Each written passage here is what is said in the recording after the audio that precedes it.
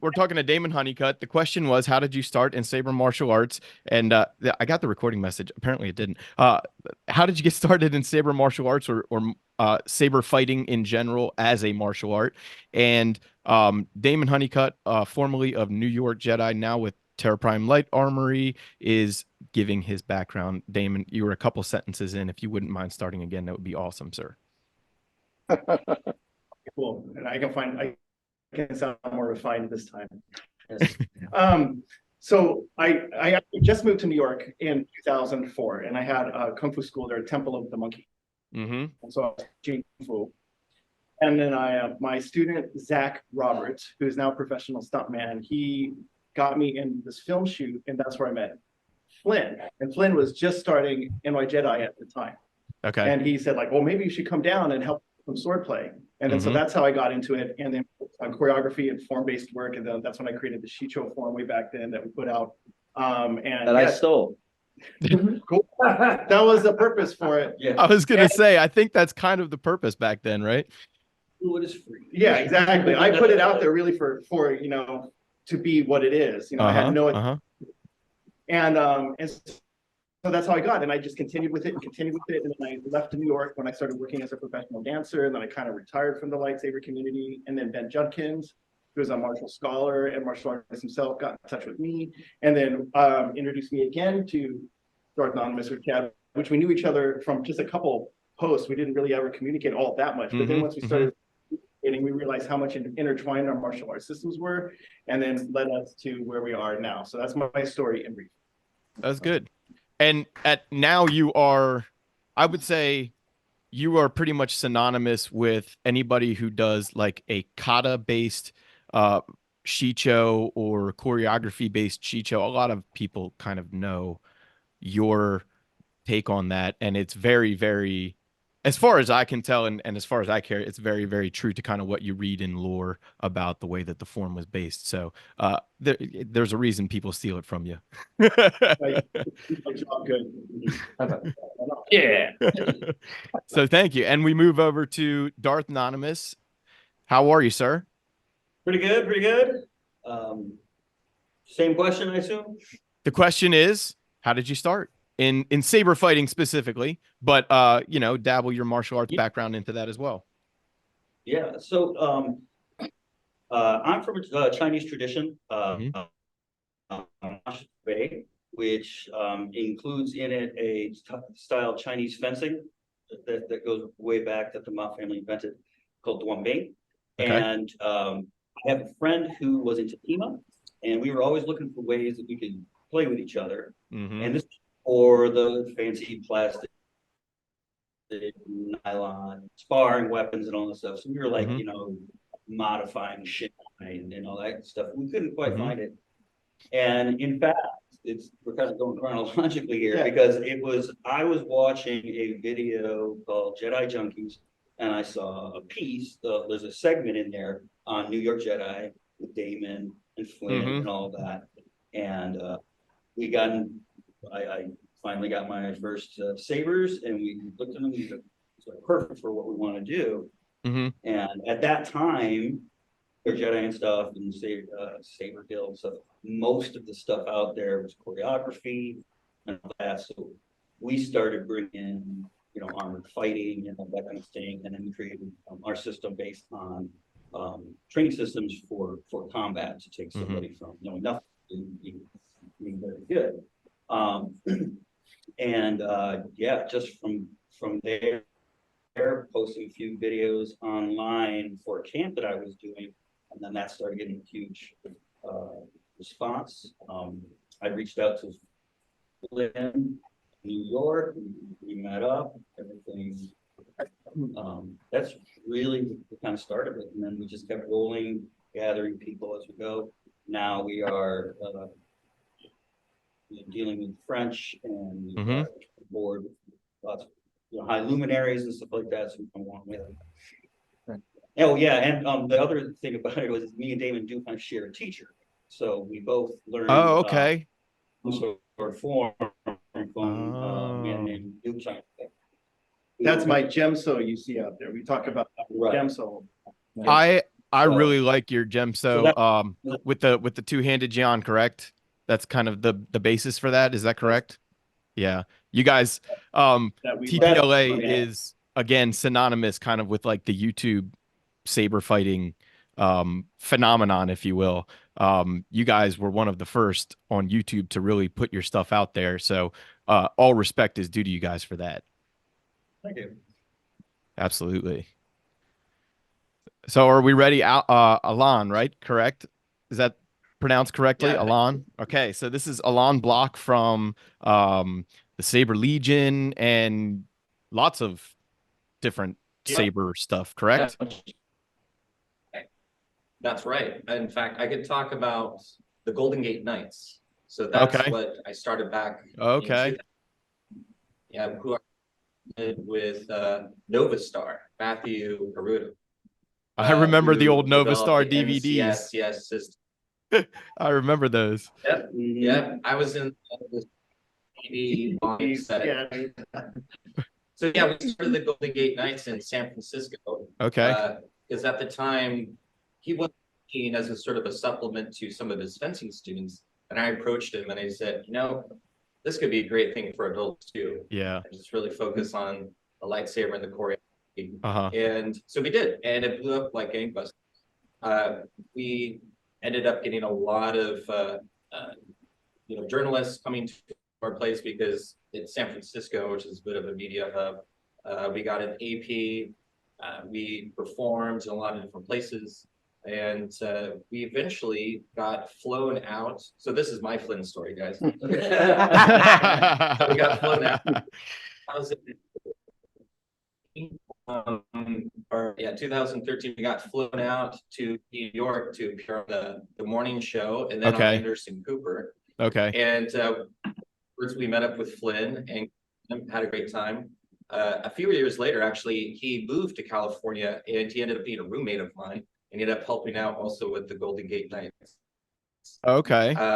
So how I got into saber fight, is in 2015. So at this point, we've had a lot of people come through the class. We've been performing regularly, performing with orchestras.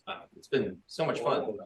Yeah, and we've had instructors come in teaching choreography, but with martial backgrounds. And it started to kind of create like, hey, why don't we do something, some sparring? So we had a coach named Coach Tom Bidi, really a great guy. In Kali, in Eskrima, in Bartitsu, in Rapier, and in Single Stick, and a lot of other great things. He was helping out with some choreography, and he said, hey, yeah, I can organize something. So we organized a little tournament. And this was right around the time that Force Awakens was coming out. So those crossguard sabers were a bit, so we bought a bunch of crossguard sabers, and we're having somewhat of a longsword HEMA type tournament. Okay. And everyone loved it. We came out of that, and we wanted more. So, but instead of, kind of incorporating it to the Golden Gate Knights, which we wanted to just focus on the choreography, we hooked up with the Saber Legion. And we created a charter group out there back in, gosh, Charlie, was it 2015, 2016? Yep, right there at the end of 15, beginning of 16. Okay. Yeah. And so ever since then, myself and other members, we'd be going to the international tournaments. I ended up winning twice the international tournaments and one time the world championship. And I gained a little bit of notoriety when ESPN interviewed me and later on called me the LeBron James of lightsabers, which I don't take credit for, but that's what people like to call me. No pressure. No pressure. So since that time, been continuing to do the lightsaber sparring, and recently a member of mine who was a part of the initial group in San Francisco, and now he's a charter rep and also an national director, David Laudenslager. Him and I, we collaborated on rules. I've also helped out a lot of the rules. Prior to that, we created a new rule set called the Unity rule set. And I just continuing to contribute where I can. I love it. It's been great. So I have definitely so that's my origin story. I've definitely seen your Saber Legion fights before. I discovered Saber Legion back in the Oh, day. So yeah, I've Charlie as well, and we'll get to that. But Alan is also featured on some of the tournaments that our Alan, or Alan, is featured on some of the tournaments that our Alan has put on as well. So I'll have to get it straight. Tomato, tomato. And so if you are curious to see some of that, you can check out our YouTube as well as the Saber Legion's YouTube, and you will see plenty of footage like that. So it was really cool, and we're glad to have you here. So Alan, on my screen, I have Charlie next. Since we were just talking a little TSL, let's go right into Charlie Cummings here from the Saber Legion. Sure, perfect. So I'm Charlie Cummings, right? I'm the president and owner of the Saber Legion. And my origin story is a little bit different. From all of the people on here, I'm kind of like the newbie when it comes to LED Saber combat. So I started just about I got interested in it about 6 months after TSL started. It was founded here in Minneapolis, or just outside of Minneapolis, Minnesota, by Josh Linden and Terry Birnbaum, and a couple of other people, but they were the main founders of it. I literally started about 6 months after they did. I have a minor EI Jitsu and Japanese karate background. So you can kind of tell when you watch some of your fights. I've said that before. I was like, I think that guy's got some Japanese sword training. Yeah, that's about a hot minute of that in my formative teen years, right? And then being in Minnesota, I grew up playing hockey and also played lacrosse for a second. Perfect transitions for martial arts. And yeah, totally. And being a lifelong nerd as well, right? So I come from Tony and myself and a few of the other guys here on the panel. We come from the older time when we used to have to hide the fact that we were a nerd growing up. Right now, I'll be honest. Now I have to hide the fact that that I like sports. To some of my nerd friends. So it's it's definitely gone 180 on that. That is very funny. I started in TSL. I worked my way up into being a charter rep. After about 6 months into it, a couple of months after that, I was asked to join the ownership. And then basically I ended up through the pandemic becoming the sole owner of it. And it's just been a roller coaster ride thus far. So we're having a lot of fun with it. And so that's it. I'll pass the baton on next. Well, I love it. I mean, again, guys, go check out the Saber Legion's YouTube for years and years of good footage of Charlie and his friends and our friends fighting, including two people that just jumped in. By the way, we have. Tell me if I'm pronouncing this correctly. Aureo, is that correct? Yeah, Aureo. Aureo From it's Spanish. Okay, that's okay. Nice. From Puerto Rico, and we have Ryan from Virginia. Saber Legends is the group in Puerto Rico, correct? And we have Saber Light Knights from Virginia represented here with Ryan. So again, next on my screen, thank you, Charlie. Next on my screen is Sensei K, long time frequent guest of the podcast and just somebody that we always like to talk to. Sensei, give us your 5-minute Spider-Man origin story. Yeah. Hey, thanks, man. I started fighting like basically custom dual saber because of a really like selfish reason. I wanted to get better in kendo, and the closest thing that was there was TSL, but TSL was all the way down in San Diego at the time, and I lived in more towards LA. There was nothing close, and I bugged Terry for so long. Say, hey, can I start my own little group? Right? He said, no, you guys, California, it's its own thing. You got to do its own thing. I'm like, come on, Terry, let me do. So we came to a compromise, and we made a little subgroup in Anaheim. And then from Anaheim, I helped grow, SoCal from San Diego, Anaheim to West LA. Right. And then, that came to a point where, we started seeing, I used to call it TSL proper was, TSL proper in Minnesota. And so, hey, Terry, Charlie, we can do what we're doing. We can mirror and duplicate, championship series and so I got heavily involved with TSL to do championship series, and we were the first one out of Minnesota. We started Dark Watch, and that's our connection here to Strategicon and and to our relationship there. Okay. Which is really nice. We've kind of been able to create a bond with the team there and with TSL, and then now with SMAF and with our team that's holding this first meeting, which is really awesome. But from there on, everybody knows I'm kind of a traditional Okinawan karate guy. And so I think I got to the point where kind of part ways, which is it was good.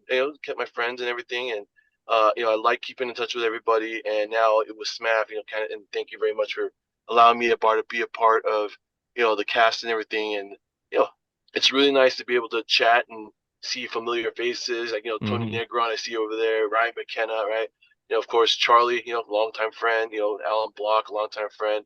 So being able to do this and be a part of literally this is the core of dual saber dual saber dual fighting or your custom saber fighting. So it's an honor to be here to be able to talk with all you guys all today. And it's good to have you once again. If anybody is a listener of the podcast, first of all, thank you. Second of all, if you're not, what are you doing? Shut this off and go listen. Second of all, or third of all, that was 2 already. Third of all, Kay just started a new semi-regular series on the show, Sojudo with Sensei, where we kind of clean the dojo of some little fun topics. Some of them heavy, some of them not so heavy. And we did our first release of that last week. So hopefully next month we'll have another one for you guys, and that's a fun one. So next up on my screen, we have Ario. Thank you. Ario from Puerto Rico.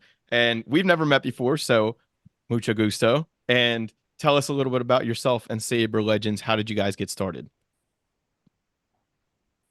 Thank you. Thank you for having me. No problem. Saber Legends it started way back when, I think it was 2012. I'm actually a professional classical ballet dancer. Oh, okay. And my wife and I, we own our own dance studio, so I'm very lucky that way. She lets me do whatever I want in there. I've also been traditional karate and Japanese Iaido guy since I was very young. And both my twin brother and my younger brother, they were both into it also. So my twin brother is in the armed forces. He's a retired major from the U.S. Air Force. Okay. But one time when he was stationed in Canada, he calls me up and he tells, listen, I saw the coolest thing. I saw these guys at the gym. They have a regular class. They're doing lightsaber fencing. I'm like, what? And he got into it and he told me about it. They were called River City Jedi. Okay. Up over in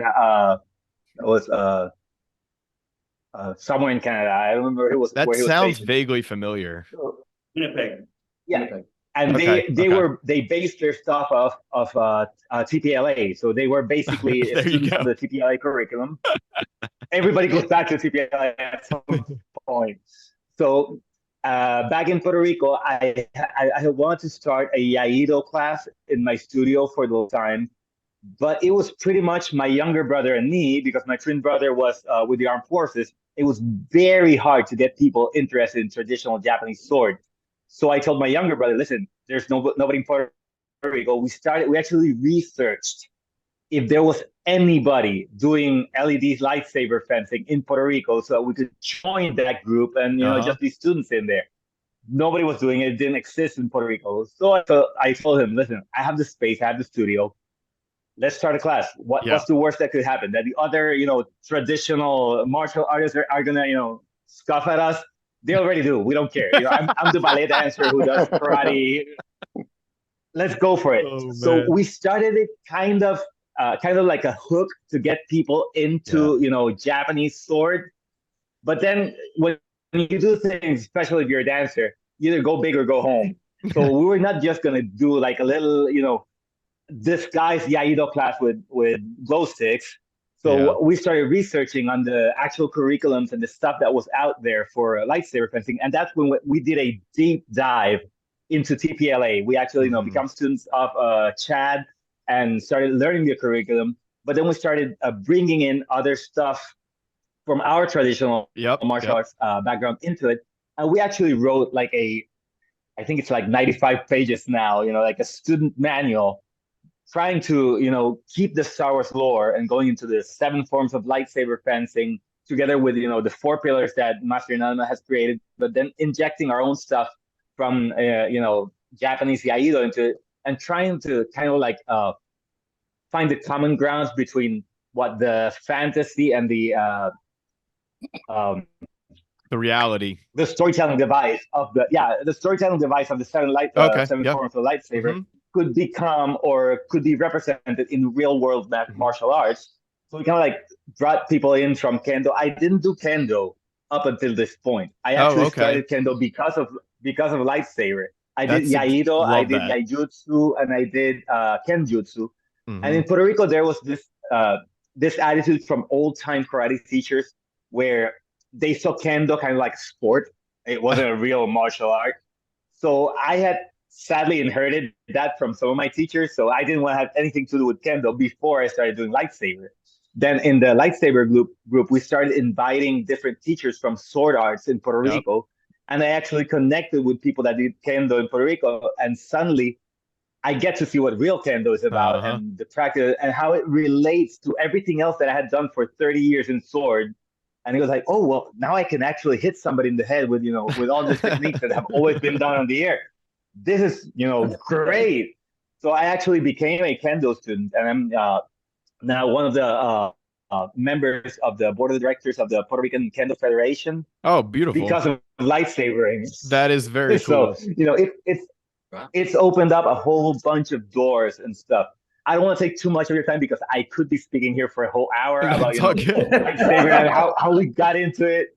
I don't want to take anybody else, but that's the 5-second or 5-minute Spider-Man origin story of how Saber Legends came to be. When we came up with this term, Saber martial arts, I was just talking to our late founder Steve one night, and I was like, well, I just call it like. He was like, it's like MMA, but with swords. Like you do all the sword stuff. And I was like, yeah, like SMA, like Saber martial arts, right? Like mixed sword martial arts, right? And that sounds exactly like your experience. Like you started with the one thing, it got you into the lightsaber. Probably you were already a nerd, right? And then it turned you right back around into the swords. So that is a very. Like, I don't think we've ever actually heard that story on the show before that vividly. So that is very cool. And welcome and thank you. So next up on my screen. It's an honor to be here. Oh, no, the honor is ours. Trust me, for all of you guys. So Tony, Commander Tony, how are you, sir? Man. I'm doing great. Little known fact, Oreo and I might be related. I was in Puerto Rico and I went to visit his dojo, and he's got more ballerinas than he's got saber fighters. And he has a lovely, lovely family. It was an honor and a pleasure to be there. My younger cousin got to take a class with him. She still talks about it. It was very cool. My origin story, I grew up in New Jersey, projects kid. So early on, I joined the police athletic league and learned how to box. Got to college, had to stop boxing because it's hard to study geology when you got a black eye and broken nose. Yeah, so CTE is not great for science. 1974 to 1978. No, it's not. It's not. 74 to 78, fought in Saber. So Olympic sports saber at the college I was at. So all throughout New York, New Jersey, Pennsylvania. Went through the Navy, there wasn't any fencing in the Navy, but I kind of stayed around martial arts, boxing, smokers, fight clubs. I'm not going to talk about what the fight clubs were, but more like mixed martial arts, full contact, wherever I could, which was no holds barred, so to speak. Yeah, it was great.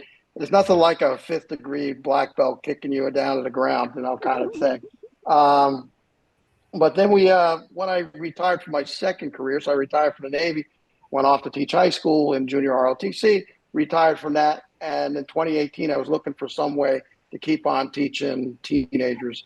And a guy that I know, he's a Jedi in the Jedi community. And he said, what do you ever know about lightsaber fencing? And I knew about Star Wars. So we looked into it, and we started Ink and Saber Academy together. And I actually borrowed from TPLA. I borrowed from Saber Legion. I borrowed from Lightspeed. I soaked up as much information as I could. And eventually we now have our own system based on European lightsaber sports. But the fact remains that I'm still a sponge. And as you guys know, through the international group, I try to seek out every lightsaber sport that there is in the world and bring those guys into the international group. It's fun to go ahead and learn. I'm going to be 69 next month. I want to learn as much as I can before anything comes up. And I'm having a good time. I look at the crowd I'm in here with, like Saber legends. Man, you don't look a day over 39, Tony. I mean, damn, you are in shape. I can feel it when I get up in the mornings. Well, let me tell you guys, first of all, that's my origin story. First of all, hearing your accent brings me back home. I love it. It's one of my favorite things about you. Second of all, I grew up just south of Philly, so a lot of the people I grew up with sound just like Tony, and it warms my heart. Second of all, the work you do with kids is awesome. And third of all, I saw Tony hit the heavy bag when we went to the Saber Light tournament a couple years ago. Don't get in a fisticuff with Tony. The man can jack you up. Okay. So next up, we got two more origin stories here. On my screen, we have another new guest to the show, somebody we've never met before, but I'm thrilled to meet for the first time. This is Faisal Milan from Silver Sabers Combat Academy. Ooh. Welcome, sir. Good to have you here. The question on the table is, how did you get started with saber fighting? Well, thanks for having me. Oh, no. And if you're going to ask about origin stories, the only straight-faced answer I can give you is that I was bitten by a snake and struck by lightning. And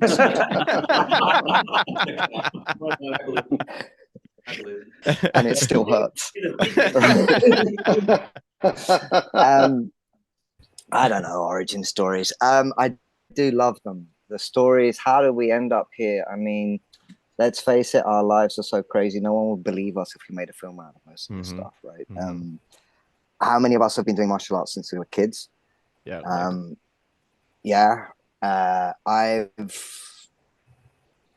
First up, I only believe that there is one martial art. I know this is a really contentious thing, but like maths is maths, right? 2 + 2 is 4. It doesn't matter if you write it in Latin or Chinese or Arabic or blah, blah, blah. Maths is maths. And I feel that about martial arts. I love that. And I've arrived at that conclusion whilst being completely dedicated to only one single art. And it's like, I don't know how I can be so at the same time open and so close-minded at once, and that's probably because I'm a Tai Chi man and it's yin and yang and they have to come together. Okay, so the origin story is that I've been doing this. I've been fencing 30 years, more 35 something.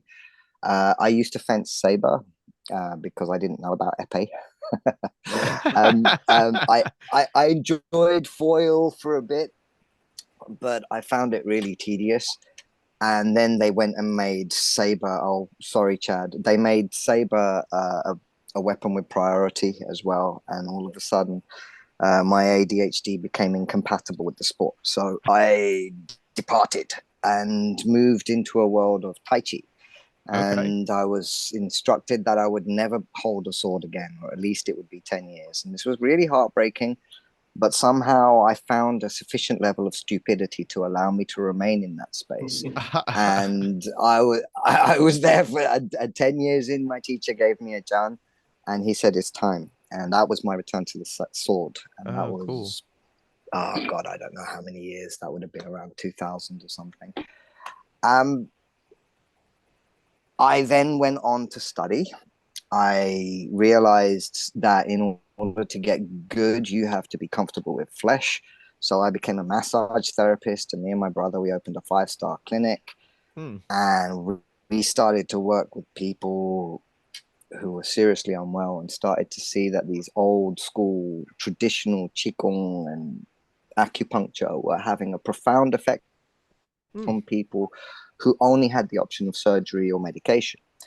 And then all of a sudden, a few more years went past, and we realized nobody was coming up after us. All of the people who were starting to train in these arts were in their 40s, 50s. But me and my brother, we started young, and there was no one coming up after us. And I realized, you know what? We're going to be the last generation who's done this from childhood, unless I make some changes. The lightsaber came into the world, and I was like, okay, we're going to teach Tai Chi with lightsabers, but we're not going to tell people it's Tai Chi because people don't like foreign things. We're just gonna teach with the lightsabers, and when they ask, wow, this is cool, what is it, we'll say it's martial arts. And if they ask a little bit further, we go, it's Tai Chi, please love it, please love it. And that's how we ended up. So we started with a children's program years ago, which is the one part of the project that hasn't recovered instantly after COVID.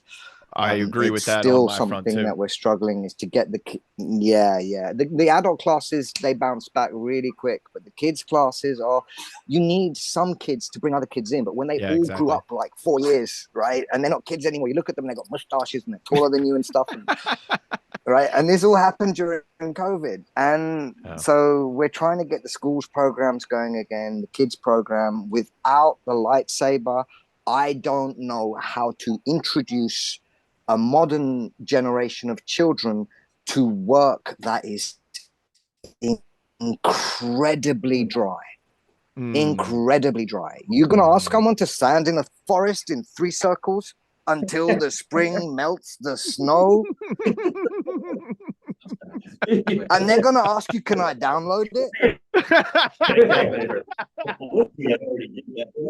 Right? They're not interested. They've got better things to do, unless you've got to make it cool. You've got to make it fun. And the first thing is that,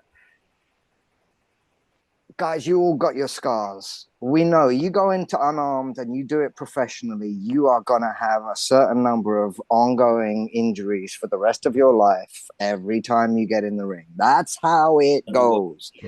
And, as much as I say pain is inevitable, injury is actually unacceptable, because I would like to see a generation of old timers who can still tussle with the young ones, because that's how we build respect, right? You got to get in the ring and show them that you can still do it. So if we all end up broken because we're training, then we've got nothing. So how do we stop that from happening? Ready? Lightsabers. I agree 100% with that. I agree 100% right? with Because that. I can put a bit of armor on, and we can test it. And it doesn't matter if you're using a short blade or a long blade. I don't care. A blade is a blade, right? If it touches and it does the damage, we have to stop and ask what just happened. And it's the ultimate sort of equalizer between people. I bet you it was a short person who invented the knife, right? I bet you it was a short person who invented the knife, yeah? Here we are, lightsabers.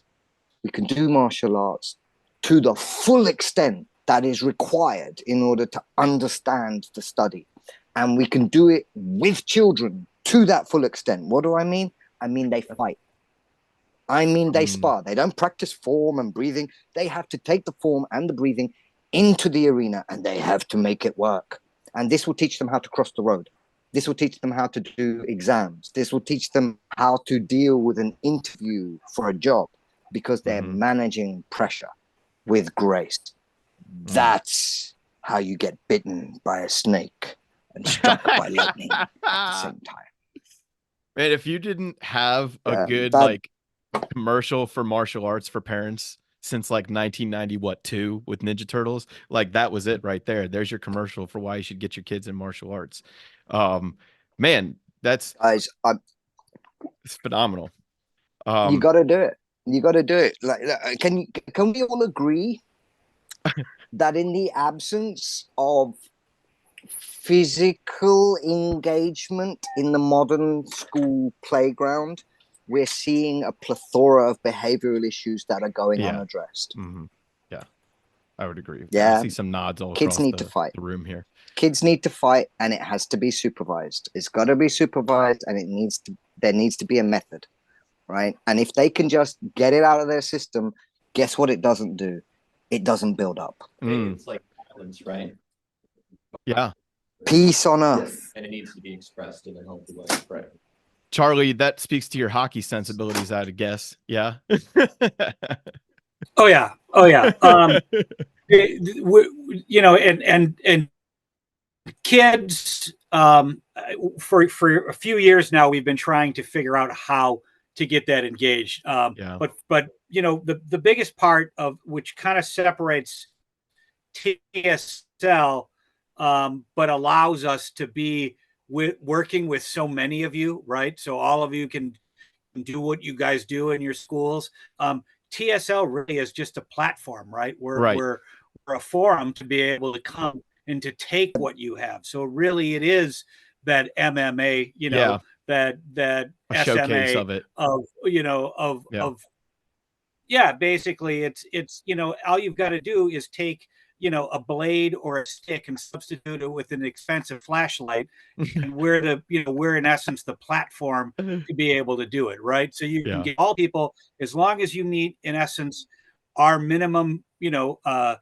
requirement of armor standards, right? And you fight, and you know, we'll get into the Saber Accords because that's big amongst everything that we do, right? But that in and of itself, now all of a sudden you do whatever you guys do out there, right? Any school that you guys, any system that you've got, and now you can comply your trade here, do it safely, do it comfortably, do it, you know, knowing that you're not going to hurt the other person. That's the most freedom of all.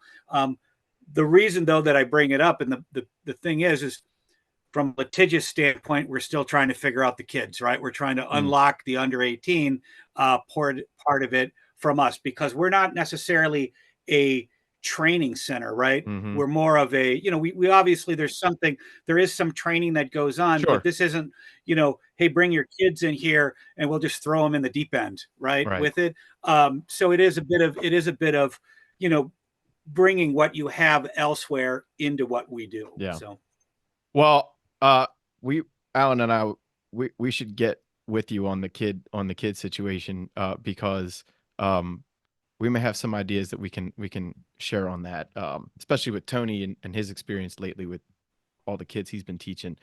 But this is a good segue all around, because I had a student, 13-year-old, who went down to Virginia and competed against Big Bad Ryan down here, as well as some other very large in charge individuals who are very good at martial arts. And so Ryan from Saber Light Knights, in addition to giving us your origin story there, you know, what was it like for you to have a kid in with all those big adults? Oh, can't hear you, Ryan. I don't know if you're muted or. Oh, now I got you. Yep. Sweet. So what I was saying is it was fun to fight him. We just kind of went a little bit softer with him. Yeah. Power adjustment. But yeah, he was in there with Brian Williams, myself, and Terry from Arkansas. So yeah, you know, I'm short, but those two boys were like 6'4", probably 280, 300 pounds, and he was probably all of 90 pounds. Yeah. Oh, so at the he did well though. Yeah. He did really well with his helmet and his gear on. 90 pounds. Yeah. Yep. Cool. Well, did very well. Give us a little Saber Light and a little bit about McKenna me. I'm probably. Yep. So I'm probably the least experienced martial arts wise of anybody here. Like Charlie, I came up through lacrosse. Actually started, I think, when I was in kindergarten and played until I was about 33 years old. Couldn't keep up with the 20-year-olds at that point and needed to find another outlet. So my friend Brooks had seen a Saber Light free class where they're basically teaching lightsaber fighting, but they're teaching actual sword, you know, arts. So I went with him and I got a bunch of swords and never really used them. I wanted to learn a little bit, and we enjoyed the first class. So we stayed, and then they had a tournament. And while I'm still really bad at the martial arts, like knowing forms and stuff like that, I could hit people really well from all those years of lacrosse. My point control was pretty good. So after that, I was hooked. That's funny. And so since then, go ahead. Go ahead. No. Go for it. So I think that was in probably about 2018. Since then, we've been working with Saberlight Knights since then. And kind of like what you guys are talking about, we are getting ready to restart our kids' classes as well. We had a meeting about that last night. And Oh, very cool. I agree. It's been very, very hard post-COVID. Yes. We have a great group of kids, and to get that restart has been very difficult. Yep. I agree as well. Yeah. Well, if you guys have listened to the podcast, again, thank you again. But you've heard from Courtney Monroe, who is the head of Saberlight Knights, but Ryan has kind of taken over a lot of administrative duties as well as instruction, and he runs their YouTube channel with their fight nights that they do, where they commentate some of their practices and tournaments and things.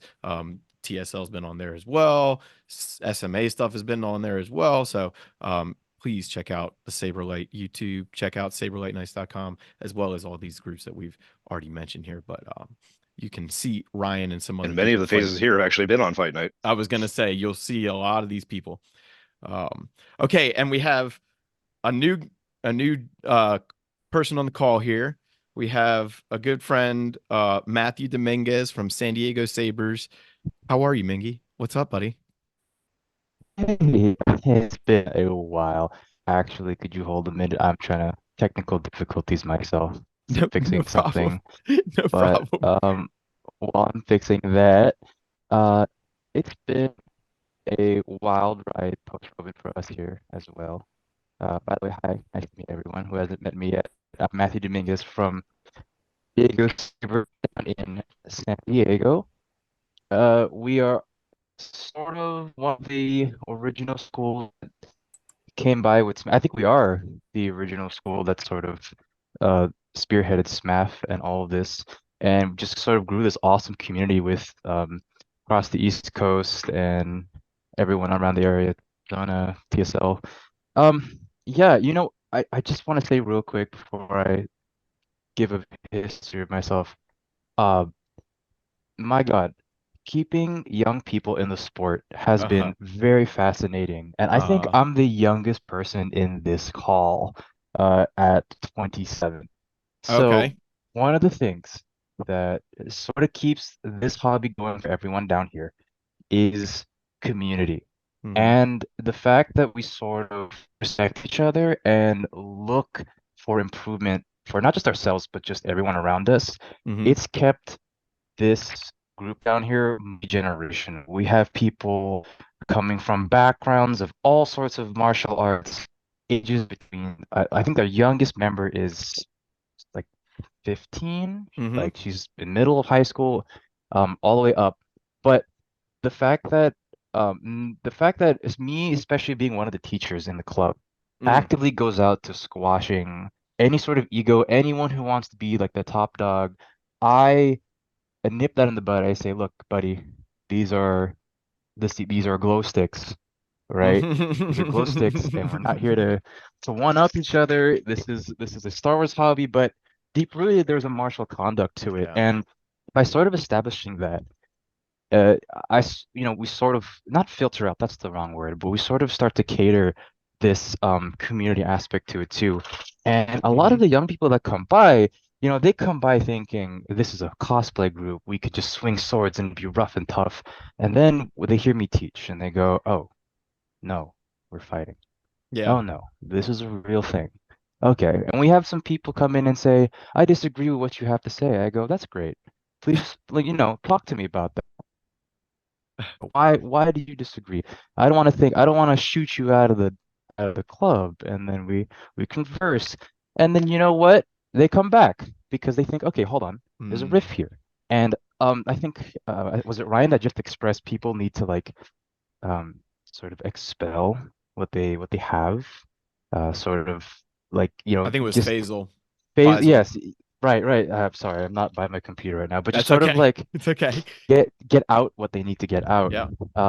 Just giving them that outlet, but in more of like a encouraging community. And that is just sort of the trick of keeping not just young members, but members in general. And I just bring that up because I feel like we had a moment where I think a bunch of parents dropped off. This is, I think, early last year. a bunch of parents dropped off about 20 kids to our school between the ages of 10 and 15, and none of us knew what to do. Oh, except for my surprise girlfriend, and she is a kids she's a teacher for kids, and that is when I said, hey babe, look, just teach the kids, not because like it's because you have skills that we don't, and I observed her, and that is exactly what she did, was sort of let them feel like they're together, and the kids wanted to learn. She taught exactly what I taught too, like footwork, stances, patience, discipline, but they uplifted each other, and then they came back, right? And so I think that's sort of the key thing here too. I know that went a little off the rails, but yeah, that's my hand, that I came in the middle of that topic, and I was like, oh guys, this is something I think would be really really cool to touch on. But yeah, that's my 2 cents on. I like that. On keeping interests between people and of different ages. As for myself, yeah, I'll make this brief. I started into the hobby because I saw it at a local meetup. I was doing a commercial for the owner of it, and I said, "Wow, this is a fun thing to do." So I picked up the Saber, swung it around for the promo, and I said, "I want to come back. I like Star Wars. I like martial arts, and here I am, just sort of just spearheading the group. I'm not the original owner of this group. Eric Lee Main, Steve Kirk, Katie Main, and Robert Chun originally ran our group, and that was sort of the moment of I guess the vibe was set, was that whole community aspect of it. Sure. A lot of our students don't have martial background. Right. And that is the most fascinating thing to me, now they because but now they do, because a lot of us here in this call have like 10, 15, 20 plus years of real hard experience. There's a lineage there without there being a real Saber lineage. Right. There's still a martial lineage there. Exactly. So and that, on that, since we only have this room for another hour, sorry, we're gonna try to get everybody like 1 cent, not just 2 cents, right? We need like to cut off. Unfortunately, we have to cut you guys off. my And apologies. No, it's not you. It's totally us. But it's probably Mark, totally you have me. another question for everybody? Well, to be in person with me. Yeah. So first of all, Matthew, you just earned a new rank in Dos Pares, didn't you? I did. I'm now a orange belt. Congratulations, sir. Congratulations. Very cool. 2 ranks up. So San Diego Sabers, that's the original Steve Kirk and I were sitting around a couple of beers and some French fries, and Saber Martial Arts Foundation was born. So if it wasn't for San Diego Sabers, I would never have met Alan. Alan would never have introduced me to any of you. And so I would not be here. So I thank San Diego Sabers. Matthew, you and I have met each other a few times. Very, very fun to hang out with you. Alan, you are right. We do have another question. Man, okay. Now we've kind of answered it already a little bit, but that is, where are you currently in your Saber career? But what I kind of want to do is mash the two questions together, which is, where are you and where are you going? So we'll go around again. This time my order has changed. I don't know why Zoom does this, but my order has changed. So this should be fun. We're going to go around and you can kind of answer those two as one. Where are you currently, and where are you going, or where would you like to be going in the near future with your Saber organization? And first up, we have Tony from Aiken Saber Academy. And because we only have a little bit of time, let's cut have 5 minutes. Yeah, yeah. I won't even use that much. So where are we at is, is on a personal level, is my growing and learning as much as I can about the overall Saber community. And so where I want to take it is promote it within the public. So any chance I can get to push any of the activities that are represented by the gentleman here or any of the others out into the public sphere of information, I try to do that. With my school, I just want to keep on doing with my school. We're kind of out in the middle of nowhere. a lot of the teams, if they weren't doing this, they'd be out mudding or jumping off bridges into dirty brown rivers and that kind of thing. So I just want to keep doing my school. My hope is to find somebody at some point that continue the school after where I get to the point where I can't do it anymore. I still fight. I still have a lot to contribute. But I'd still like to be able to find somebody so that Aiken Saber Academy outlives me. As far as the school going right now, it's doing fine. We usually have 20, 22 people come, people go. 17-year-olds start to get girlfriends and jobs and cars, and they leave. So you don't take it personal. Our minimum age is 14. I've found that's the safest age for those that want to have people involved in their organizations like TSL. I wouldn't go any younger than that. However, martial arts has discovered if you want to grow the next generation of martial artists, you've got to start with the 8-year-olds, the 9-year-olds, and so on. I just can't do it with lightsaber. I don't have the time, the room. I teach once a week. If I were to go to 2 to 3 times a week, perhaps I could add it. Sure. We do teach foam. I think foam weapons under our system works perfectly fine. And so I do have groups come in that are kids or disabled groups, and we'll foam night for them. So that's pretty much it. Continue to learn, continue to connect worldwide with every Saber organization out there to continue to grow and pass that information that there's Saber Legion and Lightspeed and Saber Sport League and Silver Sabers and a bunch of them in Europe and Saber Authority in Singapore. I think it's a wonderful world that we're living in. And now the idea is to promote that and let the public know that this world exists. I love it. Short and I love sweet. it. Ario, same questions. Where are you at? Where are you going? Where do you want to be? Right now, we're the only functioning lightsaber group out of Puerto Rico. Since we're an island, going to and from anywhere requires either a boat trip or an airplane ticket. So that keeps us, a little bit more confined in terms of like doing appearances at events and stuff like that, because it's not as easy as just getting the car, packing your stuff, and going. So right now, we're the only group doing actual lightsaber on a consistent basis in Puerto Rico. I have accumulated a whole bunch of titles, which I try to juggle because I am the charter rep for the TSL here in Puerto Rico, which is basically the same bunch of students that come into Saber Legends. Sure. But then we say like, oh, today we're going to do a Saber Legends meet because we have to keep the Saber Legend going, and we are certified students, or at least me and Roberto, which is my twin brother. We are certified combatants in the U.S. light fencing system, which is Chad's system, the system for what eventually became in Europe the ASLFFE.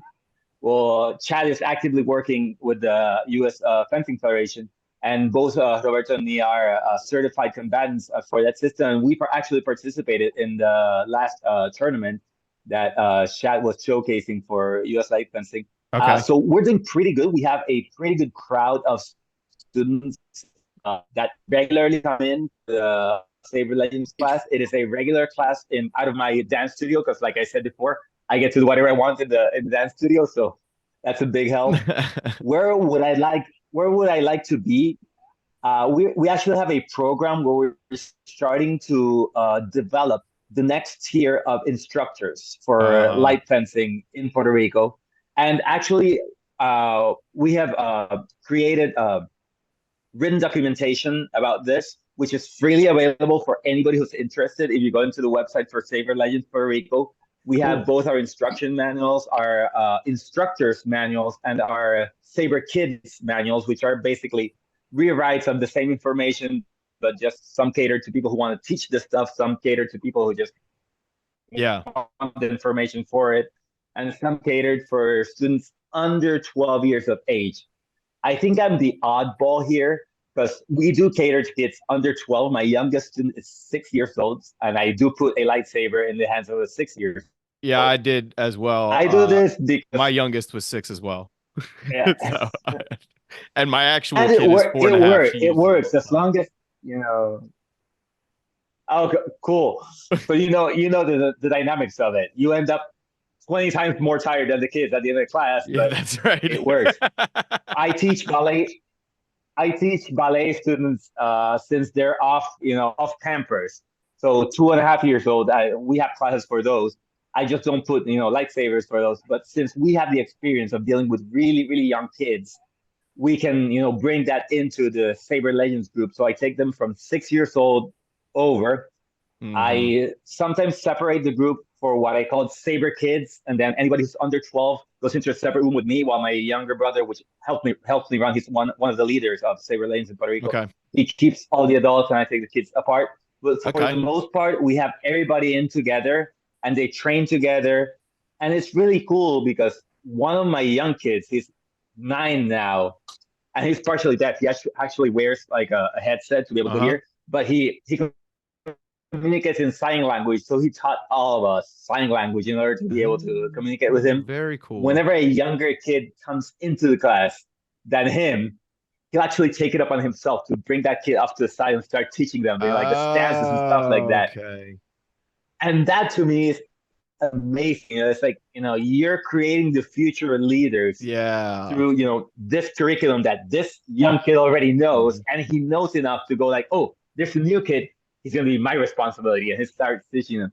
So that's where I want to be at. I'd love it if more lightsaber groups would sprout in Puerto Rico and, would come. I would never see it as competition because, we're one out of, about 4 million people who live in Puerto Rico. I'd love it if there was like a club that would go like, guys, we're all going to meet up and we're going to bash, with lightsabers. So that's where I'm at right now. I'm trying to, develop other leaders that can actually have their own groups and keep this growing in other directions. So that's good. That's good. That's it for me. Lineage. Alan, I see in your screen there 3 gentlemen. You guys are next. Let's go in reverse order with Alon first. Oh, okay. Kind of dovetailing off of what was just said. So what was really interesting is that just a few years ago, I moved from San Francisco, where the Golden Gate Knights were, to San Diego. And, oh, okay. Hang out with Matthew Dominguez, fight him a lot, join up with Diego Sabers. But what was really interesting too is that by the time, 10 years has passed since the founding of Golden Gate Knights, I too was able to train up quite a few people to become instructors. And so I was able to step away. And at that point, not only was there the Golden Gate Knights, but there was a Saber Guild charter, which I helped found. There's a TSL charter, which I helped found. And they're all thriving, doing really well. I want to also, so I feel like that's a little bit of my legacy that I'm kind of, into. Yeah. So also talk a little about kids, because at the Golden Gate Knights, we had so many kids all the time. 3-year-olds, 4-year-olds, 5-year-olds, 6. But we were doing choreography. As it turns out, actually doing choreography is a great way to engage kids. It's all a lot of the same things you see in martial arts, right? You're teaching about distance. You're teaching about, technique. You're timing. Timing, the precision, the control, right? All those things that can then translate to fighting later on. And as I mentioned earlier, a lot of the people from Golden Gate Knights did graduate into martial arts afterwards. Oh, okay. And some of the younger students that started. The way that maybe a little trick here is that when we had really young kids come in with their parents, we insisted that the parents stay and train with their kids. Oh. Insisted, saying, hey, like the Darth Vader, Luke Skywalker thing going on, you want to and that was well received because it gave an activity for the parents to engage in, something that was really, really fun. We had people coming in on Mother's Day, Father's Day. Oh, very cool. Some of our core members actually, people that came in with their daughter or their son and stayed for a long time because it became that thing. So I think what if you can do, if you feel like there's a safety sort of issue when teaching really young kids, starting with forms and choreography and giving them something to do that doesn't endanger them. I think it's a good option. And the foam, like Commander mentioned, the foam weaponry is like really, really valuable stuff. Yeah, absolutely. So what I'm doing right now, I mentioned earlier about the Unity rule set. I'm still kind of a diplomat in that regard. I'm going around parts of the TSL sort of community. The is going to Wisconsin, going to Florida, going to Minnesota. Where, in fact, today here at Strategicon, we'll be demoing the Unity rule set. I was going to say. Yeah, an evangelist for it, and also talking with these guys and seeing what we have in common, because I'm also see what TSL is all about is, unity, or our motto is united through sabers. And so we try to build a really big circle. We try to embrace as much as we can. We have a lot of different types of rule sets because we try to, accommodate people with different varied interests. That's one reason why the Unity rule set was born. People with, perhaps wanted to dig a little deeper and go a little bit more martial or something like that. So I'm hoping to learn more and evolve it. I'm also really looking forward to how technology is progressing.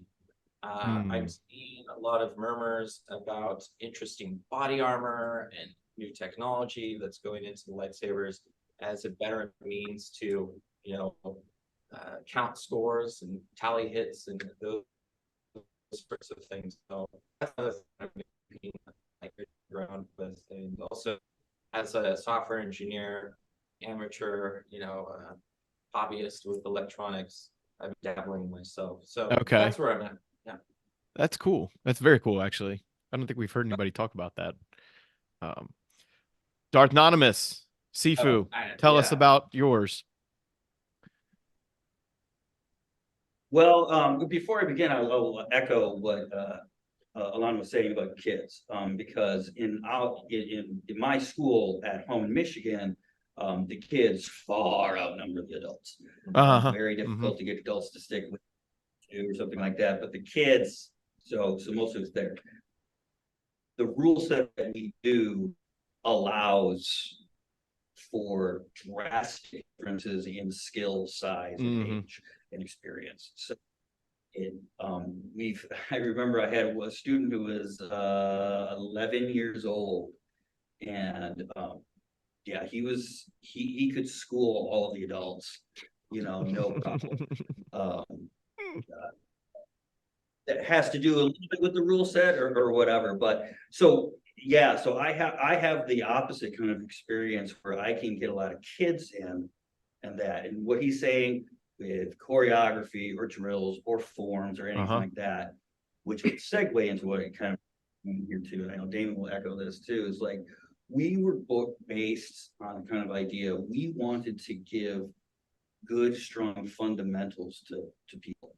Damon and I and people that are in TV, very fortunate to have been extremely high level masters in our arts and gather all this stuff. And the thing that all of this comes down to is fundamentals can be done by anybody, kind of should. Right now, what we're doing is we launched the national governing body for light fencing, USA Light Fencing. So congratulations. I'm going around certifying. Thank you. We're going to certify and activate clubs, coaches. So anybody listening out there, if you want to get involved with the sport, to go over and compete in France and compete here and all that kind of stuff, we're building a team so that we can take that over there. We've also we will be releasing our form rules for the form competition very soon. We tested it out at the Tiger Claw Elite Championship just this past, and it was a huge hit. So cool. We're looking forward to that and bringing more people into that. Sorry about that. And then kind of keep talking. Combat, but still want to get into the martial arts and all that. And one of the great things about this stuff is that if you want to get kids to practice footwork and the boring stuff, right? Put a glowing stick in their hand. Absolutely. And they're content. Oh, this so that's what's happening right now is we're trying to certify it. I know I've been talking to Ryan about trying to get out into that area. Oh, cool. Obviously statistics are getting there, so get a good enough group, we can get out there. We'll probably be at their event in October. Oh, nice. Yeah. Oh, awesome. So that's what is it called? Praximore? Oh yeah, I'm coming out there too. Okay. We got a big crew room here. Yeah, it's Saber Light Praxim. But yeah, Tony, Alan, Chad, in the group. So that'll be very, very good. And thank you for that. And so, right. So that's, kind of what we're doing right now. We're getting all that stuff set up, and yeah, so the whole sport is going to have the combat, the forms, and the choreography as 3 separate events that people can do. Where we want to go with it, obviously, is I want to form an American team so that we can go over to France and then soon other countries that we can get this stuff started in. Cool. Right, get it national. Try to approach the FIE, the International Fencing Association, try to adopt it and sanction it. We're currently working with USA Fencing and Absolute Fencing to work on gear and events, that kind of thing. We are looking to adapt things for the Paralympics and for the Special Olympics. So we've got projects going in that way so that we can reach those populations. One of our board members, Jeff Buchans, is the guy who set up all the reffing for wheelchair fencing. Yeah. Sweet. He's a good. I mean, the goal is to get over to France and to show them where this started. Yeah. So that's really.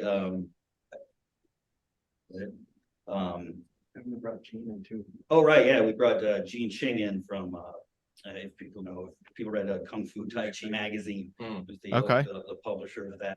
Oh, cool. And stuff. Well, that brings us to Sifu Honeycutt. Oh, thanks. Where do I go with this? I feel like I've kind of been the consummate lightsaber Ronin. Wandering around. Yeah. Because I've been doing this for 18 years. Yeah. Math. Yeah. Nice. So, and none of these conversations are new. Oh, right. Right. And I was really retired from it when I started dancing, with Pilates internationally, and it was really Ben and Chad to pull me back into it, and I really love the relationship that we have. And talking about everything that you just did, it's like I feel like what's happening is reaching a bifurcation point where it's like right before the water boils, and then it's going to boil, and then we're going to see what's going on. Where I am now is I'm a retired adventurer. And I arrow to the knee. Yeah. And so and teaching kids, I would really love to go teaching kids, but I think maybe we spend an hour later talking about it. We'll have a different episode. A different episode. Yeah, we will. Teaching. Yeah. Because because it's great. Where do I want to go with it? Well, I'm honored to be part of TPLA and doing everything that Chad and I talk about, and behind that 100%, and always about community. When we did the old video back in the day, there was a documentary, a short film about Jedi by Will Clegg that's on DVD. Yeah. I addressed this directly through the entire documentary in 2007. And so it's bringing people together and very specific outside of cons or whatever people think they're doing about it coming together. So the fact that it's this large, obviously something got put out in the stratosphere that's working. Bringing people together also, I think, realizes that you have to really honor where people are in the spiral of their development. I think it's really important to get that and like grok it fully, because the conversation I'm going to have with certain people is going to be very different than we have with other people, just because of where they are in their understanding. And that's an okay thing to say, and it's important to know, because you have to have a delineation and you have to. I'm not going to teach a 10-year-old the way I'm going to teach an adult. So have conversations on the level people are and entertain and go into that with them, rather than be you have to harmonize with the discussion rather than to be forceful with it, if that makes sense. And in that comes and then you reach an actual integration and have a consummate dialogue.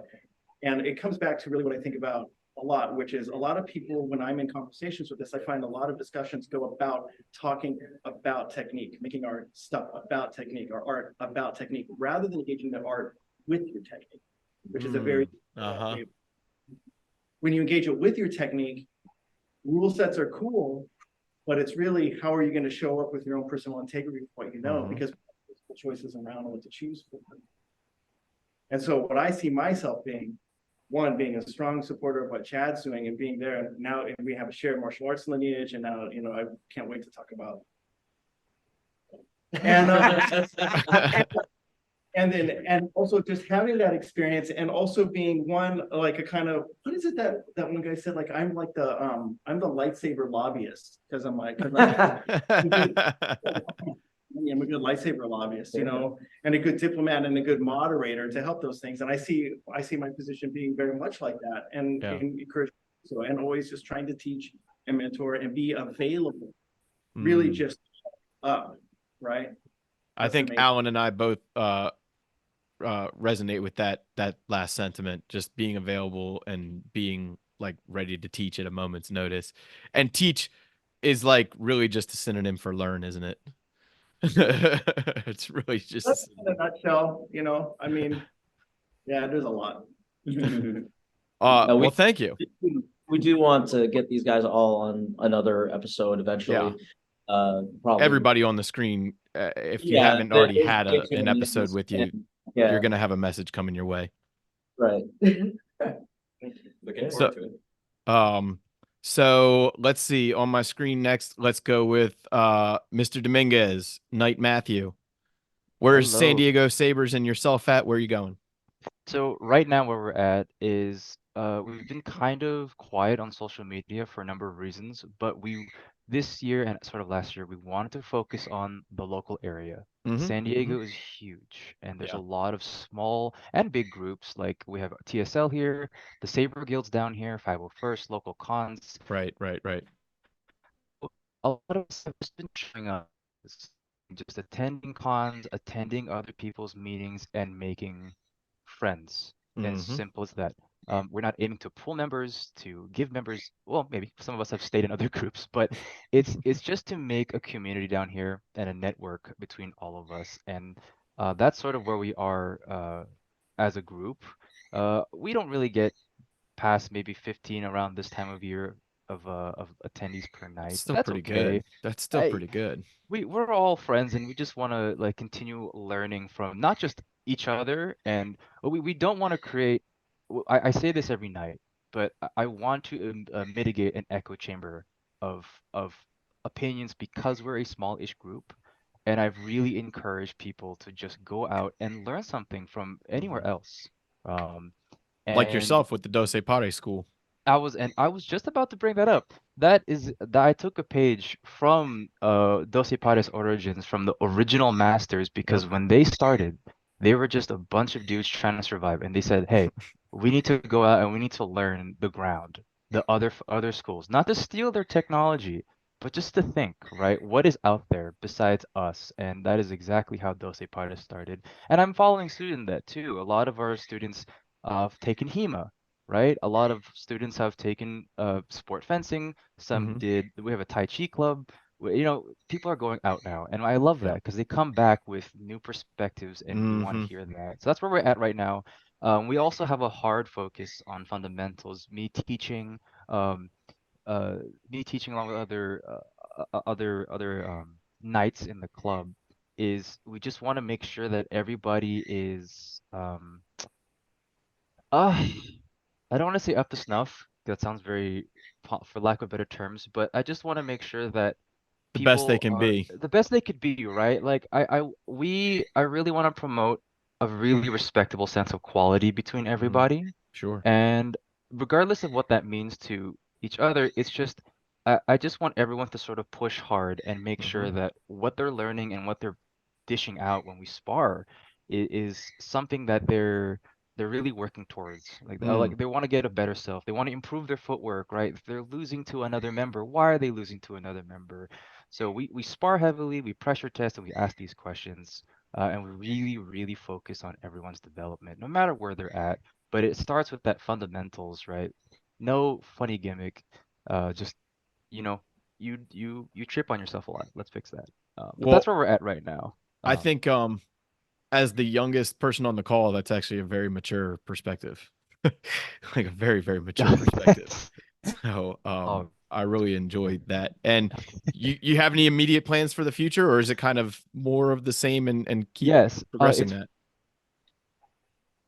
It's really brief. You're correct. We just want to progress that mindset. Just being with other groups. We want a rapport of just being like in the area. I don't want to say a rapport quality. That's a little too egotistic, but just sort of a group that if you say the name in San Diego, they go, yeah, okay, we know those guys. And that's all we want, really. That's the way you guys have always been. That's the way you want to continue to be. I respect that a great deal. Yeah, we really, and just to keep it brief, I really respected how Steve said he knew a guy, and I want to be the guy to know a guy, and that's sort of my goal. And if I can call on a friend and they can call on me, that's how I know that I did a good job. And I like that. Also too, we just really love Star Wars, and I think we love Star Wars. Everyone here in the call loves martial arts. We've had people. Nuts. By the way, Darth Anonymous. There's a lot of members who are fans. They've come to the club saying, "Have you seen TPLA videos?" I go, "Yes, yes, we have." So our sort of here's my personal like agenda that I'm trying to push for the future. Is I also want to have sort of a platform, mostly online, just like TPLA, but in a way where we can combine sort of our love of Star Wars lore and like just the whole universe with the beauty and the legacy of genuine martial arts. Not to say Star Wars isn't genuine, right? Like we're here because we love it, but we have centuries of sword fighting material that all culminated to this really cool fan base. And let's just bring that up some more. There's a lot of YouTube channels I follow that are doing the same thing too, to some regard, and I said we can do that too. And that's sort of my. It should all be there. Yep. That's my little personal agenda, and beautiful. Yeah, and that's where we want to be. Matthew, we'll have to get you back in the holocron. We'll talk to you. Yes, sir. We'll talk to you. Yes, sir. And yes, sir. Let's see. Next up, I've got 1, 2, 3, 4 more.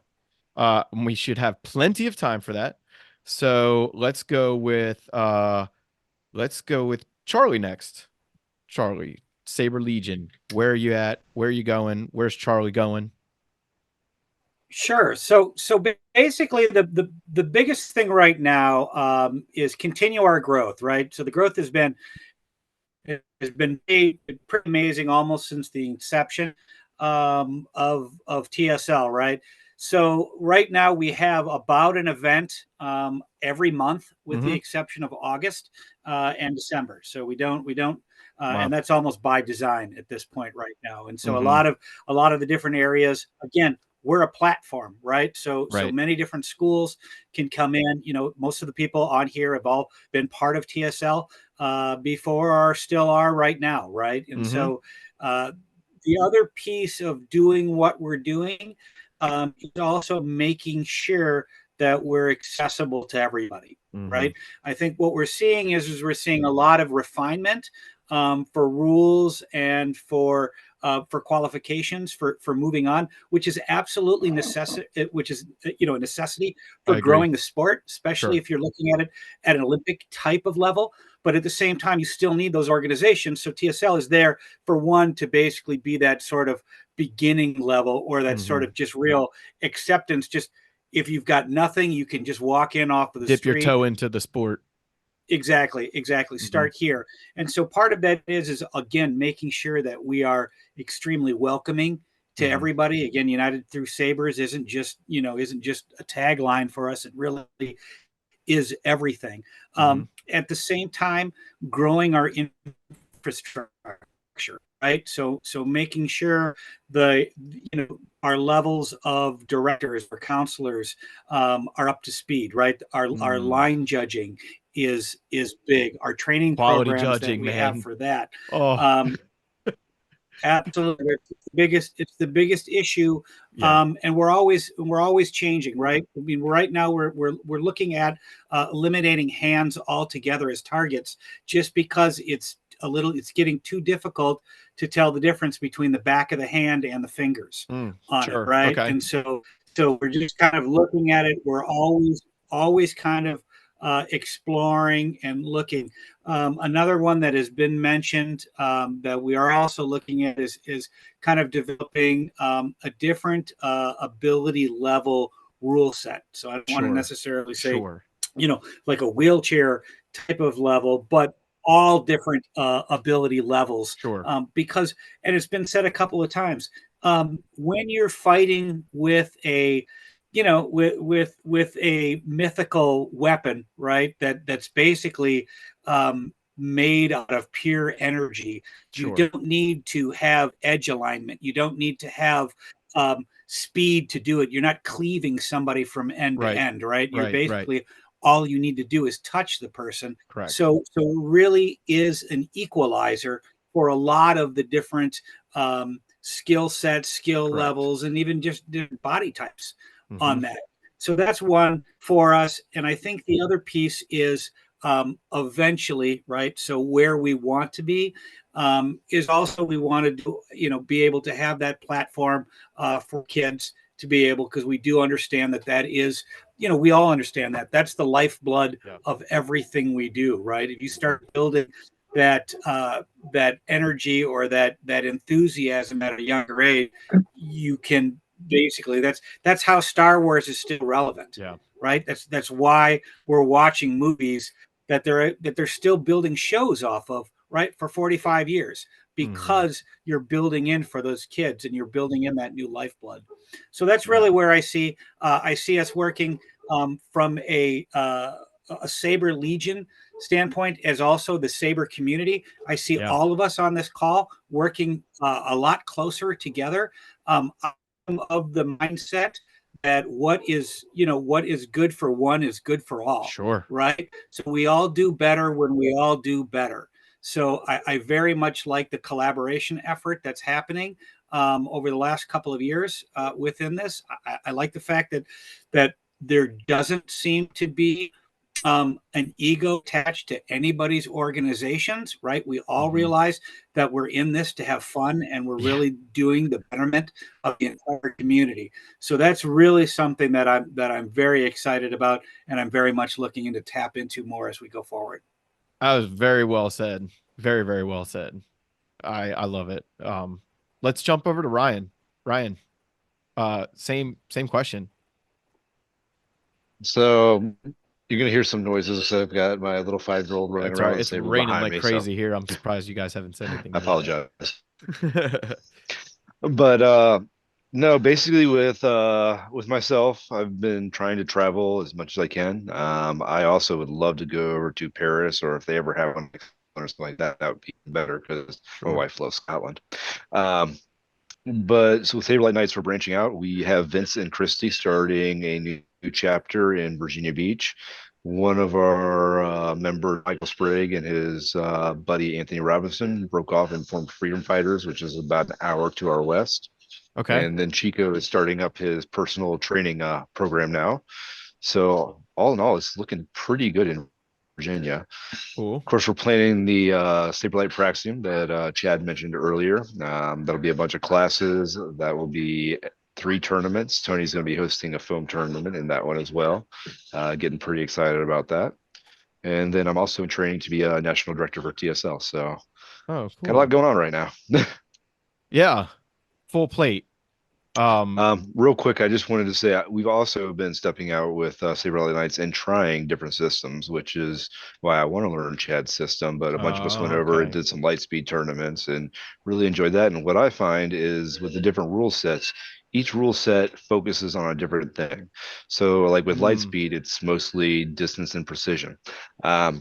Which only helps you when you go to TSL, or then I'm sure if you go to TPLA, all that, because you're just learning different ways to fight under different handicaps, which can only help things.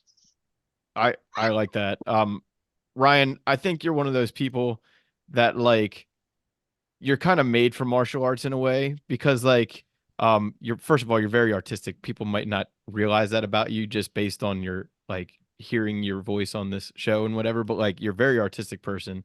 And I think you just kind of understand that like things are good.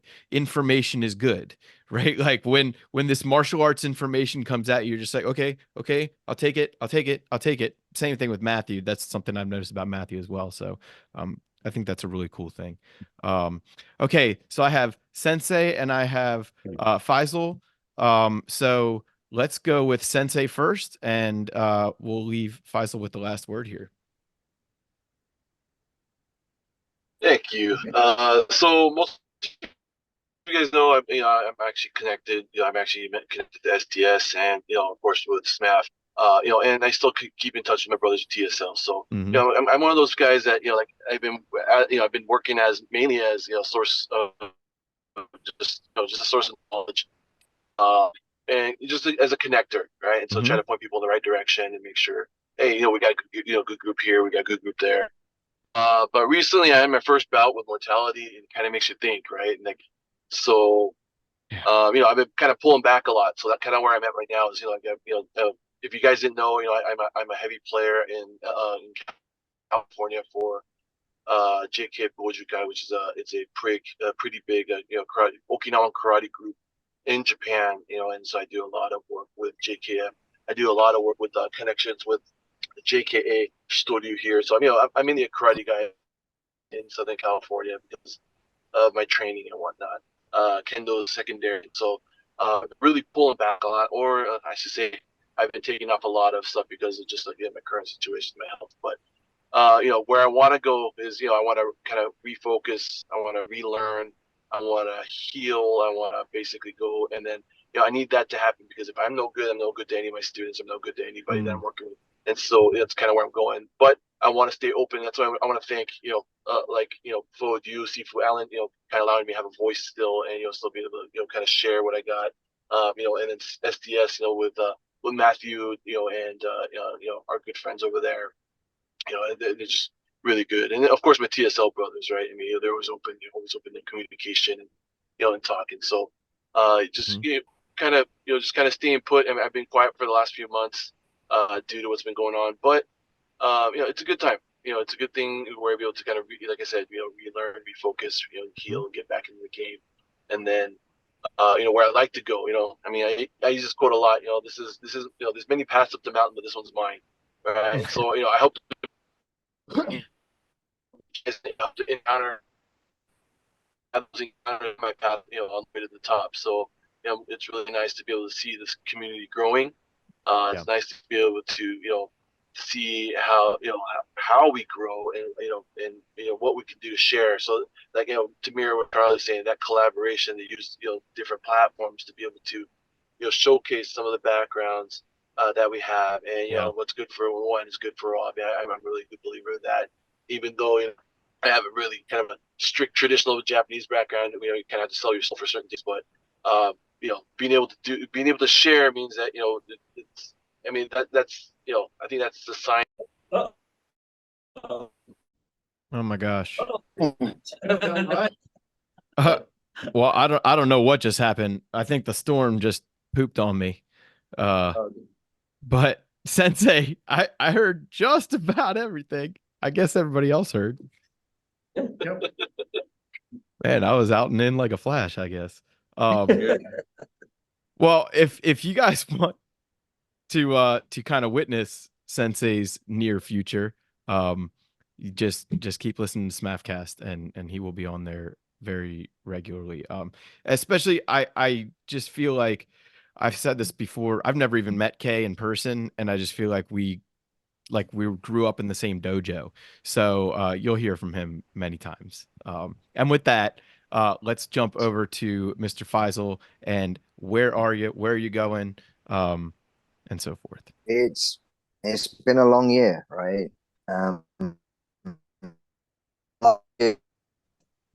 had to Chad and myself, like, being as I'm speaking from the United Kingdom, Chad and I we're working on the Saber Accords.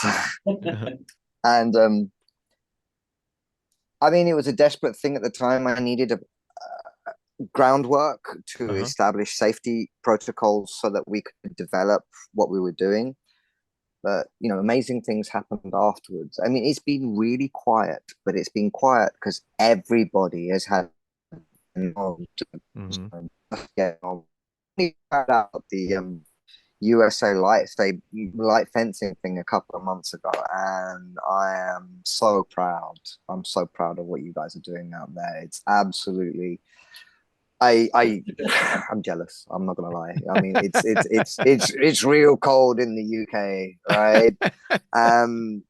We've got a couple of groups doing stuff, but something special has happened because the Accords dropped when they did. I realized in the process that everybody was trying to do something slightly different, and it wasn't that we were all doing different ways of doing the same thing. Yeah.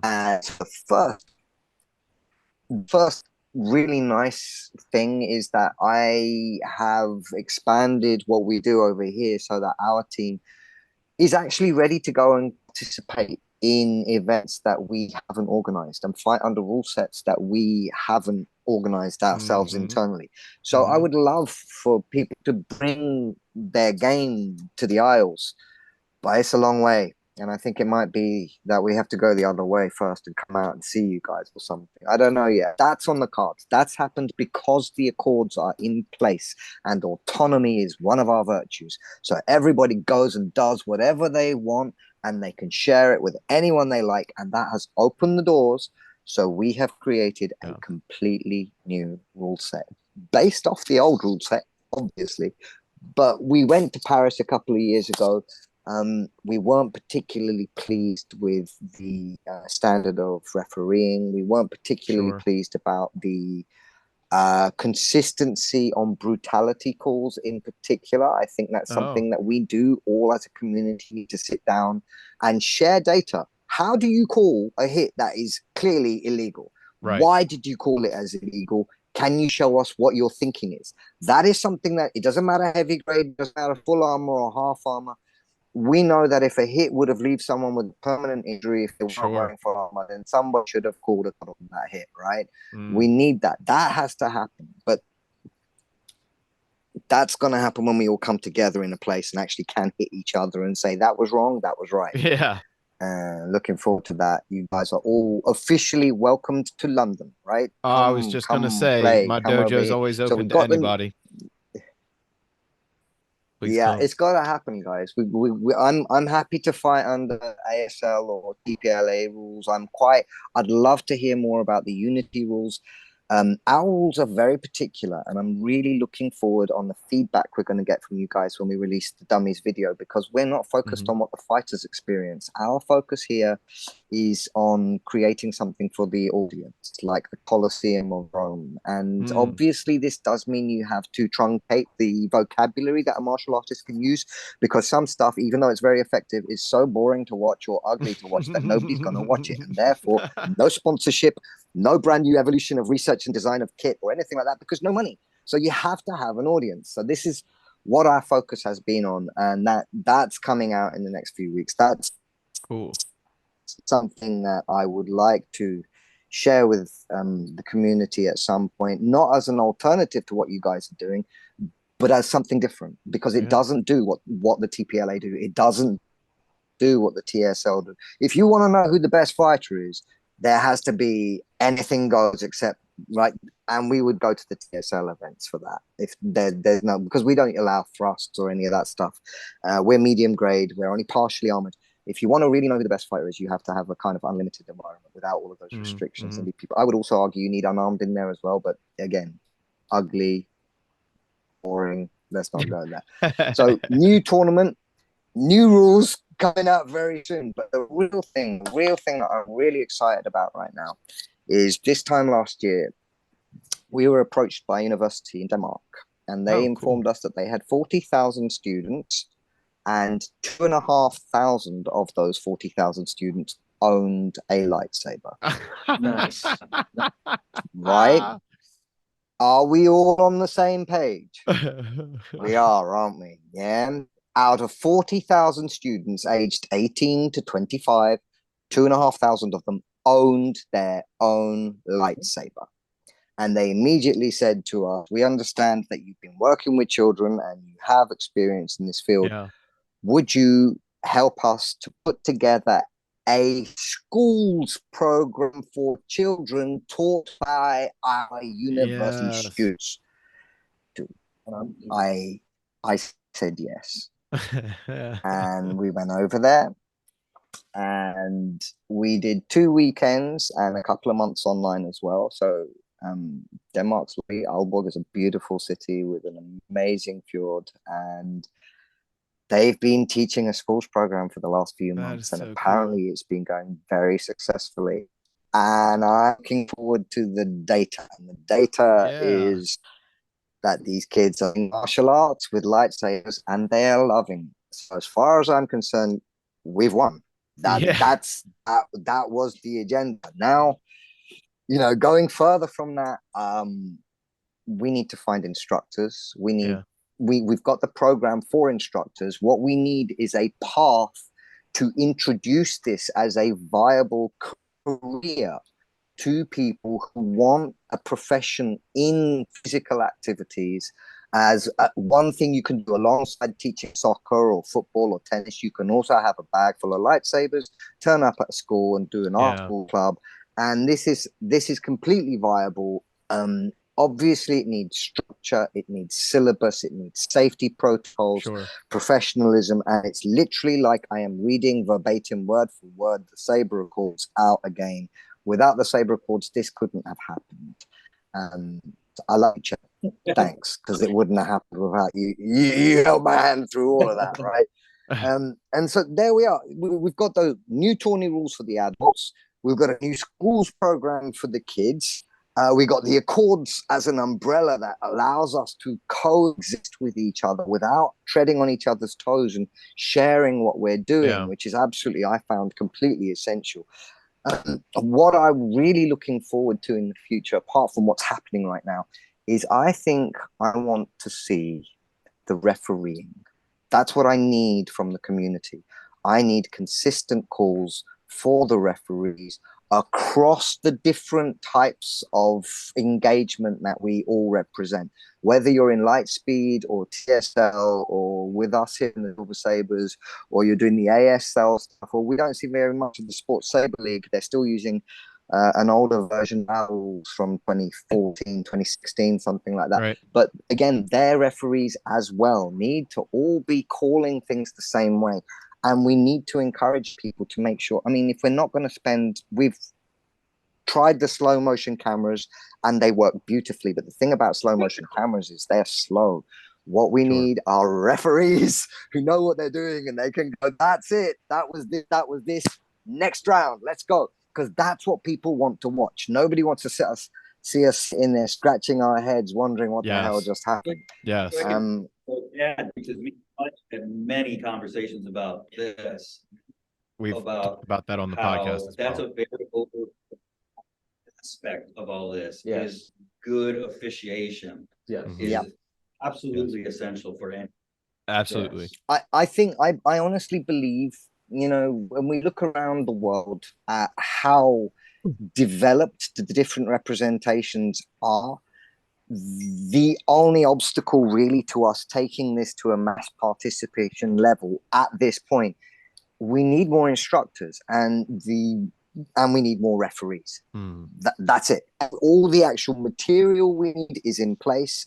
The safety equipment is developing, but we can see actually that there's enough stuff out there to do the job. Yeah, exactly. Yeah, you don't necessarily need. We can use hockey kit, we can use fencing kit, we can use lacrosse kit. All of this stuff works. It might not look exactly the way we want, but people are safe and they are having fun. Correct. So all the stuff we need is in place already. The next step, though, we have to take on the world of soccer and everything else like that, and we need to get all our ducks in a row, and for everything to be absolutely on, polished, professional, and ready to take on 2024, 2025. So on that, because we're I was just going to throw it to you, Alan. I was going to say, why don't you send us your past, present, and future real quick? Or not past, but your send off, your present and future send off here. Yeah, so I am currently trying to get more stuff going as all of Saber martial arts, everything like that. I'm currently going next week for the release of the Acolyte. Phoenix Saber Academy is going to be doing an event for and they're going to have it all over social media. They have like 15 to 20 social media people that are going to be holding a lightsaber with our stuff, and we're going to try to get it out there, right? And because it's the Acolyte and there's going to be a bunch of lightsabers and stuff like that, it's really one of those things that we want to do to first off cast a wide net, and to direct it though, right? So we want to make sure that all of that is going to help us all grow, right? A rising tide lifts all boats. So that's part of what I would like to do with this event that we're doing. And then two more things. One, Faisal, I'm gonna come crash at your place next year. Yes. I am gonna be in the area. I'll be in Scotland, so we'll make the train ride down, and then hopefully next year, everybody's gone, leveled up another year. I would like more of you to be in this room with us, like these five gentlemen that came all this way, and I would like to actually do exactly what you guys have been talking about, and actually put everything together, put everything in one place, have a bunch of rule sets.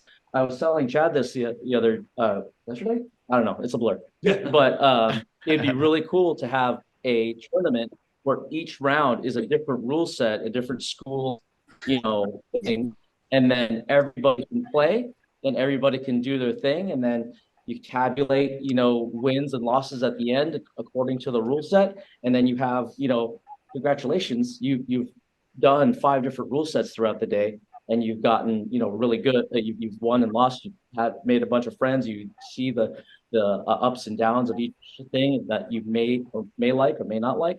It'd be awesome if we had, light fencing and for one round, and then the Silver Sabers for another round, and but yes, next year here at Strategicon, that's what I'm building now. So again, give me the dates. Give me the dates as early as you can. I will. It'll be Memorial Day weekend, Memorial Day for the US. But we'll try to get that together, and everybody, of course, here is invited. Everybody here is also invited to be on the podcast. Yes. Again, because we only gave you like 10 minutes to talk. Apologies for that, but we have a lot of people, and we would like to have this discourse to be ongoing. I would like to say, first of all, like, big thank you to having this many people. It's ridiculous that we were able to make any sense out of this with this many people, let alone as much sense as we did make. Big thank you to everybody here. And then Chad, you had an extra? Yeah, I have I can send out another invitation. In August in Ann Arbor, we're doing the first kind of official coaches activation Yeah. thing. So anybody that wants to come, I will.